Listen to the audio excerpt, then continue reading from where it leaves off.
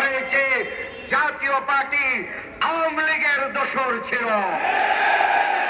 বাংলাদেশের প্রতিটা অবৈধ নির্বাচনের যে বৈধতা দানকারী সংগঠন তার নাম হচ্ছে জাতীয় পার্টি। এদেরকে জাতীয় বেঈমান পার্টি বলা উচিত। এরা বাংলাদেশের মাটি এবং মানুষের জন্য রাজনীতি করে না। ওনাদের নেতারা বিদেশ থেকে এসে বলেন আমি সব জানি, কিন্তু ভারতের নির্দেশ ছাড়া আমি বলতে পারছি না। দুঃখিত সাংবাদিক বন্ধুরা, আপনারাই তো সেই নিউজ করেছেন। যারা ভারতের প্রেসক্রিপশন ছাড়া বাংলাদেশের মানুষের জন্য একটি কথা বলতে পারে না, আগামী নির্বাচনে জাতীয় পার্টিকে নিষিদ্ধ ঘোষণা করতে হবে। আমরা স্পষ্টভাবে দেখতে পাচ্ছি 5ই আগস্টের পরে আওয়ামী লীগ বিভিন্ন নাম দিয়ে ফিরে আসার চেষ্টা করেছে। 71 প্রজন্ম মঞ্চ দিয়ে ফিরে আসার চেষ্টা করেছে। এই সবগুলোতে ব্যর্থ হয়ে এখন জাতীয় পার্টি আওয়ামী লীগের জাতীয় পার্টির নাম দিয়ে আওয়ামী লীগ ফেরার পায়তারা করছে।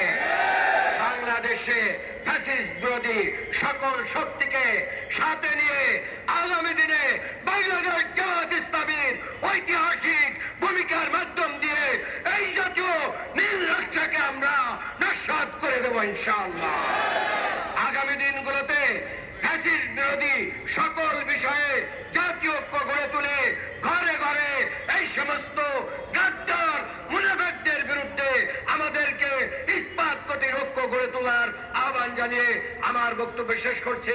বাংলাদেশ জিন্দাবাদ, বাংলাদেশ জামাত ইসলামী জিন্দাবাদ। সংগ্রামী ঢাকাবাসী, আজকের এই বিক্ষোভ পূর্ব সমাবেশে এ পর্যায়ে আপনাদের সামনে বক্তব্য পেশ করবেন আজকের এই আয়োজনের সম্মানিত বিশেষ অতিথি, বাংলাদেশ জামাত ইসলামীর কেন্দ্রীয় সহকারী সেক্রেটারি জেনারেল, প্রিয় সংগঠন বাংলাদেশ ইসলামী ছাত্র শিবিরের সাবেক সংগ্রামী সেক্রেটারি জেনারেল জনাব মাওলানা আব্দুল হালিম।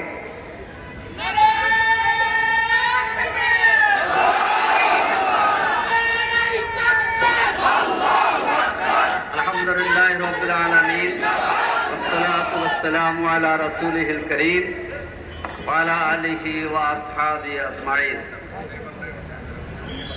বাংলাদেশের একজন উদীয়মান জাতীয় নেতা, গণ অধিকার পরিষদের জিওবির সভাপতি, ডাকসুর সাবেক ভিপি নুরুল